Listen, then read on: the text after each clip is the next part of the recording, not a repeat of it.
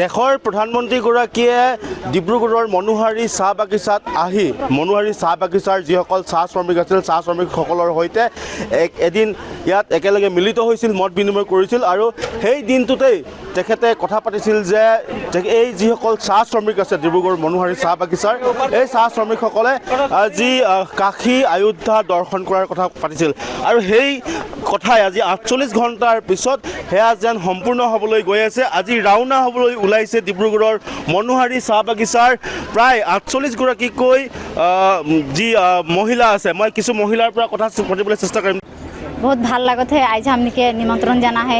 आज हमने इतना दूर जब अयोध्या बहुत ভাল लागत है। माने बोले नहीं पारबे हमने कितना आनंद लागत है। बहुत गौरवर कथा है ना आज আমাক লৈ গৈছে সেইকাৰণে আমি ধন্যবাদ কৰিম তাক যে আমাক ইমান বছৰৰ পাছত আমি যাব পাইছো তাত।